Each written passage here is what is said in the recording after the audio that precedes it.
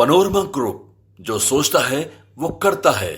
नमस्कार, भारत लाइव देख रहे हैं आप और ये मुद्दा गर्मा चुका है। बिहार में राज्यसभा की 2 सीटें खाली हुई थी और इन सीटों पर भारतीय जनता पार्टी ने अपने उम्मीदवारों के नाम फाइनल कर दिए हैं।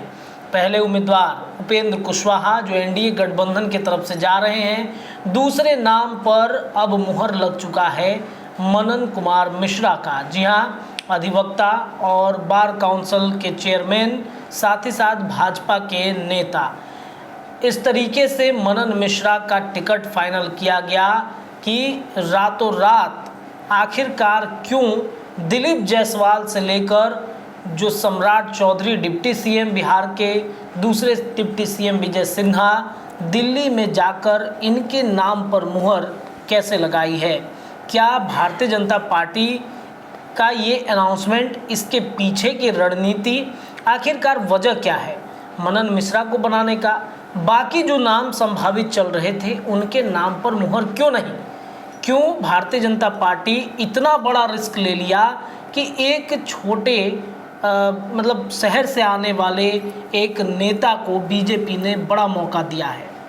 तो इसके पीछे की रणनीति क्या है, क्या इससे एनडीए गठबंधन कुछ इफेक्टेड होगा, इस पर आज चर्चा करेंगे बाबा के साथ कि बाबा ये भारतीय जनता पार्टी में राज्यसभा के उम्मीदवार का नाम फाइनल होता है, मनन मिश्रा आते हैं, एक ब्राह्मण समाज के नेता को बीजेपी ने टिकट दे दिया। हमें तो ऐसा लग रहा था कि जो बाकी अन्य जातियों पर बीजेपी कुछ कार्ड खेलना चाहेगी, लेकिन ब्राह्मण पर कार्ड क्यों खेलना चाह रही है बीजेपी।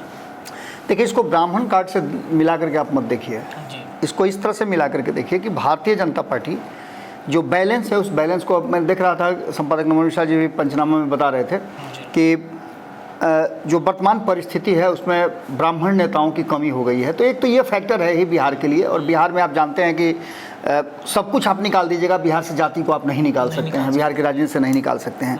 लेकिन इससे बड़ी बात रत्नेश होने वाली है। अच्छा। और इस बड़ी बात में ये जो 12 सीटें 9 राज्यों की जिसका उपचुनाव होना है 3 तारीख को, इसको लेकर के भारतीय जनता पार्टी के स्ट्रेटजी और जिस तरह से नाम फाइनल किए गए हैं उसको लेकर के एक बड़ा व्यापक जो है वो परिदृश्य दिखाई दे रहा है। और ये परिदृश्य हमने आज से 15 दिन पहले बताया था, डेट अनाउंसमेंट से पहले हमने बता दिया था कि भारतीय जनता पार्टी की बेचैनी इस बात को लेकर के है, और भारतीय जनता पार्टी से ज़्यादा बेचैन आरएसएस है। आरएसएस की बेचैनी इस बात को लेकर के बढ़ गई है कि भारतीय जनता पार्टी जिस तरह से ग्राफ गिरा है अचानक से, सदन में 303 से सीधे पहुंच गई है 240 पे, तो ऐसी स्थिति में आगे कैसे इसको सरवाइव किया जाएगा और 5 साल इस सरकार को कैसे चलाया जाएगा, इसको लेकर के हमने कई खबरें की है। लेकिन भारतीय जनता पार्टी और आरएसएस के बीच जो बैठक हुई, जो मंत्रणा हुई, उसमें सारे पावर जो हैं 60 दिनों के लिए, हम बार बार लगातार बता रहे हैं, 60 दिनों के लिए नरेंद्र मोदी को दे दिया गया है कि और कोई नहीं, जो भी फैसला होगा, जो भी डिसीजन होगा, जो भी इन आउट होगा, उसका सारा श्रेय अच्छाई और बुराई दोनों का आपको जाएगा, यानी फैसला आपको लेना है। और इस बीच में आपको इस 60 दिनों के अंदर में भारतीय जनता पार्टी को एक सदन में कम से कम पूर्ण बहुमत में लेकर के आना है अपने दम पर। तो ये संभव कैसे हो सकता है। 241 सीटें राज्यसभा में अभी वर्तमान में हैं, 10 सीटें खाली हैं। अब 4 तो आपको पता है कि जम्मू कश्मीर की हैं सीटें हैं, जहां चुनाव ही नहीं हुआ है, 10 साल से कुछ हो नहीं रहा, इसलिए वहां की बात मत कीजिए। 4 सीटें नॉमिनेटेड वाली खाली हैं, और बाकी ये 2 सीटें जो रिजर्व हुई थी, आपने देखा था कि 2 सीटों पर जो इस्तीफे हुए थे उसके चलते खाली हुई थी, और बाकी की 8 सीटें जो हैं वो जो लोग जीत करके गए हैं उनके चलते खाली हो गया। इन सारी चीज़ों को लेकर के अभी जो वर्तमान परिस्थिति में है उसके आंकड़ों को अगर देखें तो 87 सांसद जो हैं राज्यसभा में वो भारतीय जनता पार्टी के पास हैं। यानी कि अगर एनडीए को मिला देते हैं तो एनडीए के पास 105 पूरे सभी मिलाकर के 105 हो जाते हैं। जदयू का मिला दीजिए, अन्य दलों का मिला दीजिए तो 105 होते हैं। यानी 241 में पूरा करने के लिए अभी उसको कम से कम 10 से 15 सांसदों की ज़रूरत है। वो कैसे पूरा होंगे, इसके लिए हमने एक खबर किया था, और उस खबर में हमने बताया भी था कि भारतीय जनता पार्टी एक नए plan A, plan B, plan C सब बना करके चल रही है। सबसे पहली बात, जैसे ही आपको उड़ीसा में ममता मोहंती का इस्तीफा हुआ और इस्तीफा देकर के वो गई बीजेपी में, बीजेडी छोड़ करके। हमने तभी बता दिया था, वहाँ के 8 जो सांसद हैं वो राज्यसभा में हैं, और एक बार अगर 8 वहाँ से इस्तीफा दे देते हैं तो मामला दूसरी तरह का गड़बड़ा सकता है। लेकिन हमने बताया था, हमारे सूत्र जो हैं वो बता रहे थे कि ऐसे ही करके धीरे धीरे करके जहाँ Bharatiya Janata party full majority में है वहाँ सांसदों को राज्यसभा से इस्तीफा दिला करके और फिर उनका चुनाव करा करके, फिर से चुनाव करा, उपचुनाव करा करके और अपना संख्या बढ़ाएगी। मोहंती के इस्तीफा के बाद हमने कहा था कि मोहंती ही होंगी उड़ीसा में जो राज्यसभा की अगली उम्मीदवार। और मोहंती का नाम देख करके मैंने सबसे पहले ये बात, मुझे कम से कम खुशी हुई कि मैंने जो प्रेडिक्शन किया था, जो मैंने चीज़ें देखी थी वो सामने नजर आई। इसके अलावा आपको बता दें कि इस पूरे मामले में नीतीश कुमार की भूमिका, चाहे नीतीश कुमार नाराज हो जाए, गुस्सा हो जाए, कुछ भी हो जाए, आपने देखा कि किस तरह से अनाउंसमेंट होने के बाद अचानक से फिर विराम लग गया। जिन नामों को भारतीय जनता पार्टी लेके आ रही थी, नीतीश कुमार कहीं ना कहीं अड़ंगा तो लगाएंगे ही ना। जी, आपको याद होगा कि पूरा मीडिया जगत से लेकर के राजनीतिक गलियारा में चर्चा इस बात को, मनन मिश्रा का कहीं दूर दूर तक नाम था क्या? बिल्कुल नहीं, हम लोग भी चौंक गए कि अचानक से क्या, कहीं उनका नाम नहीं था। मैंने एक फ़ोन किया था उनको, लेकिन बहुत ज़्यादा वो व्यस्त थे, सिर्फ उन्होंने जी प्रणाम करके और फ़ोन रख दिया था। जानकारी जैसे ही इस बात की पब्लिक डोमेन में आई, वैसे ही ये पूरा का पूरा माहौल जो है ना अचानक से बदल गया, और इसके पीछे की कहानी हम लोग ढूंढना शुरू कर दिए, क्या हुआ है। देखिए, वास्तविकता ये हुआ है इसमें कि नीतीश कुमार चाहते थे कि उनके तरफ से कोई जाए। आपको याद होगा कि भोला शर्मा का नाम आ रहा था, केसी त्यागी का नाम आ रहा था, इसके अलावा सरजू राय का नाम तो हमने पहले ही बता दिया था कि कट गया है, क्योंकि ऑलरेडी झारखंड से एक हैं डुल्लू महतो। तो इसको, इस सब को लेकर के जो हम आकलन कर रहे थे, जो हम मनीष वर्मा का भी नाम आ रहा था, तो ये सारी परिस्थितियां कहीं ना कहीं इस बात की तरफ इशारा कर रही थी। और कल तक का जो माहौल था उसमें एक सीट के लिए तो ऑलरेडी नामांकन की पर्ची निकाल चुके थे उपेंद्र कुशवाहा, लेकिन दूसरा सीट फाइनल नहीं होना, उसके पीछे नीतीश कुमार की एक बड़ी, कहा जा रहा है कि इन्वॉल्वमेंट थी। नीतीश कुमार नहीं चाहते थे, रोका गया उनका, बिल्कुल नीतीश कुमार मान नहीं रहे थे, और अंततः नीतीश कुमार इस नाम को, जो एकदम रैंडम नाम है, जिस नाम को बिहार की राजनीति से कोई लेना देना दूर दूर तक नहीं था, सिर्फ वो भारतीय जनता पार्टी के एक सदस्य थे और एक लॉयर है, हालांकि बहुत सारे गोल्ड मेडलिस्ट हैं, फलाना ठिकाना, ये सब उनकी व्यक्तिगत पहचान है, लेकिन भारतीय जनता पार्टी के तरह से अगर आप उनका ग्राफ देखें तो उनका भारतीय जनता पार्टी में इन्वॉल्वमेंट या उनका ग्राफ या उनका नाम शून्य के बराबर है। लेकिन इन सब के बावजूद उनको चुना जाना नीतीश कुमार को खुश करने की एक प्रक्रिया मात्र है। क्योंकि नीतीश कुमार नहीं चाहते हैं कि अति पिछड़ा में किसी को दिया जाए, पिछड़ा में किसी को दिया जाए, मुसलमान में किसी को दिया जाए, दलित में किसी को दिया जाए, क्योंकि ये सारा चीज़ तो नीतीश कुमार के पास है। भारतीय जनता पार्टी के पास सवर्ण है और हिंदुत्व वाला एजेंडा है। बिल्कुल। तो ऐसी स्थिति में नीतीश कुमार इस बात पर कहीं ना कहीं अड़ंगा लगा रहे थे, और यही कारण है कि आपने देखा होगा कि दिल्ली और पटना की दौड़ लगा रहे थे 3 बिहार के बड़े नेता, दोनों उप मुख्यमंत्री और प्रदेश अध्यक्ष। अब जबकि ये सब कुछ फाइनल हो गया है, इस लिस्ट में हमने देख लिया कि महाराष्ट्र में 1 सीट दिया गया है, अपने सहयोगी दल को भारतीय जनता पार्टी ने दिया है। संभावना व्यक्त की जा रही है कि एनसीपी के इस पर सीट पर चुनाव लड़ेगी। दूसरा, बिहार में 1 सीट दिया गया है अपने सहयोगी दल को, आरएलएम को, उपेंद्र कुशवाहा इस पर चुनाव लड़ेंगे। तीसरा सीट कांग्रेस, इन 12 सीटों की मैं बात बता रहा हूँ, तीसरा सीट कांग्रेस तेलंगाना में, जो कि उसकी सरकार वहाँ है, उसका संख्या बल है, तो तेलंगाना में भी नाम फाइनल हो गया है अभिषेक मनु सिंघवी का, और ये इस्तीफा के बाद हुआ था। केशव राव ने वहाँ बीआरएस से इस्तीफा दे दिया था, तो उसके चलते ये सीट खाली हुई थी। यहाँ से अभिषेक मनु सिंघवी, आप जानते हैं कि कांग्रेस के बड़े नेता हैं, कद्दावर नेता हैं, वो जा रहे हैं।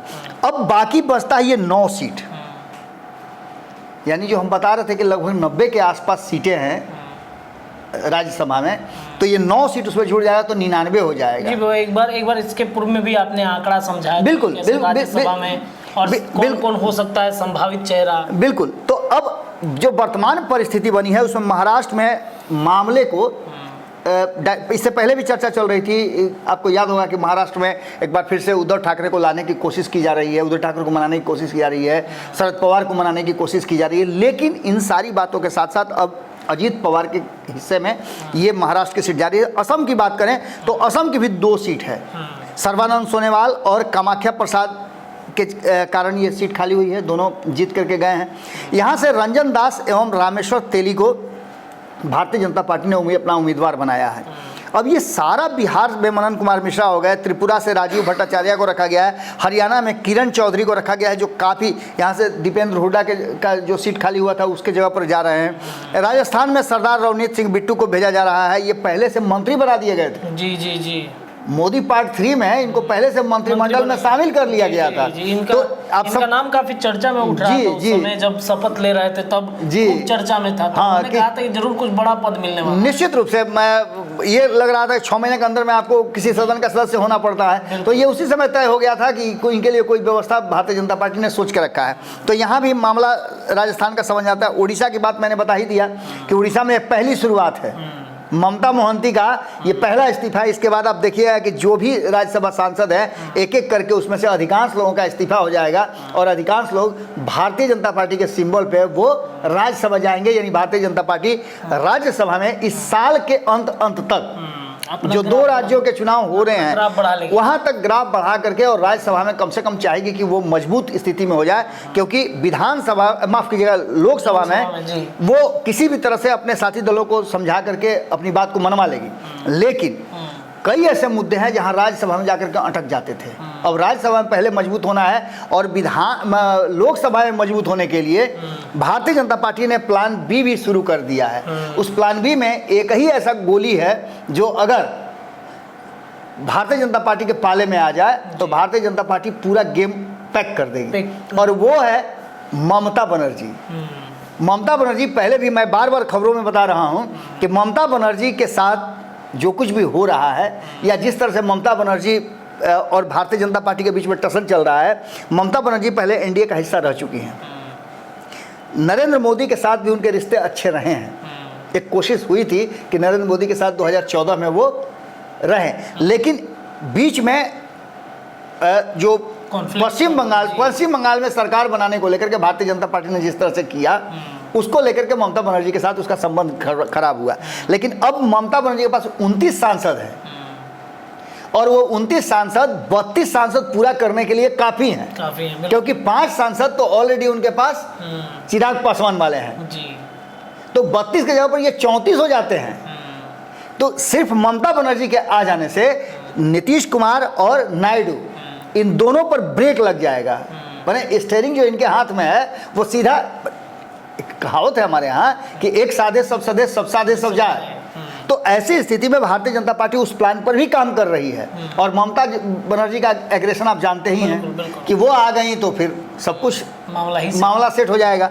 ये सारी परिस्थितियां जो हैं कहीं ना कहीं राज्यसभा में अपने उम्मीदवारी और अपने संख्या बल को बढ़ाने के लिए भारतीय जनता पार्टी ने पूरा का पूरा प्लान रचा है और इस प्लान में वो सक्सेस होती हुई दिखाई दे रही है। 12 में से 11 सीटें जीतती हुई दिखाई दे रही है एनडीए और 9 सीट इसमें से कंफर्म जीत नज़र आ रहा है भारतीय जनता पार्टी का। तो ऐसी स्थिति में आप समझ सकते हैं 110 का आंकड़ा जो है वो 11 जीत के आते हैं तो 110 का 121 हो जाएगा, यानी पूर्ण बहुमत हो जाएगा एनडीए का। भारतीय जनता पार्टी भी अब 100 के आसपास पहुंच जाएगी और ऐसी स्थिति में भारतीय जनता पार्टी के लिए अगला जो चुनाव होने वाला है उसमें भी बहुत सारे सीट, खास करके 2025 और 26 की बात करें तो 2025-26 में भी बहुत सारे सीट खाली होने हैं। और उड़ीसा तो ऑलरेडी है ही है, उड़ीसा के पास 6-7 वो सीट बच रहा है। वो 6-7 सीट जो है भारतीय जनता पार्टी के करके इस्तीफा दिलवाएगी। तो पहले मैं कह रहा हूँ जिसकी शुरुआत ममता मोहंती से हो चुकी है। तो भारतीय जनता पार्टी ने बड़ा कैलकुलेटेड काम शुरू किया है और ये कहीं ना कहीं लोकसभा में भले ही बहुमत में नहीं हो लेकिन राज्यसभा में बहुमत होने के करीब भारतीय जनता पार्टी पहुँच सकती है। देखिए, तो बाबा ने जो पहले आपको एक आंकड़ा समझाया था कि कैसे राज्यसभा की सीटों में इजाफा भारतीय जनता पार्टी कर रहा है और जो कमी लोकसभा सीटों में हो गई थी भारतीय जनता पार्टी के लिए, उस कमी को राज्यसभा में पूरा करने की लगातार कोशिश की जा रही है कि कैसे राज्यसभा की सीटें बढ़ जाएं। लोकसभा में इसका सीधा फायदा होगा। बाकी के जो राज्यसभा के चुनाव आने वाले हैं, बिहार के अलावा 4 राज्यों के और चुनाव हैं, तो इसमें एक बड़ा कहीं ना कहीं टर्नओवर भारतीय जनता पार्टी के सीटों में होता हुआ दिख रहा है। तो आज देखिए जो मनन मिश्रा हैं इनको बनाया गया है राज्यसभा का उम्मीदवार और लगभग इनकी जीत तय है। उपेंद्र कुशवाहा भी राज्यसभा जा रहे हैं। बाकी के जो राज्यों की तस्वीरें हैं कमोबेश वही स्थिति है। 9 सीटों पर बीजेपी की स्पष्ट रूप से दिख रही है कि जीत सुनिश्चित है। तो मुद्दा गरमाया। इस चर्चा में इतना ही। जुड़े रहिए भारत लाइव पर, खबरें लगातार मिलेंगी। बहुत बहुत धन्यवाद। पनोरमा ग्रुप, जो सोचता है वो करता है। अगर ये वीडियो पसंद आई और वह बिहार के राजनीति और बिहारियत से सरोकार रखेनी तो सब्सक्राइब बटन दबा के चैनल के सब्सक्राइब कर ली। ओजे एगो घंटी बा, ओकरा बटन दबा देला से कुल सटीक और मारक खबर रुआ मुफ्त में मिल जाई। अगर रुआ पत्रकारिता के हमनी के नया प्रयोग में सहयोग कर चाहतानी तो ज्वाइन बटन दबा दी। पेटीएम नंबर नोट कर ली 9386816700। धन्यवाद।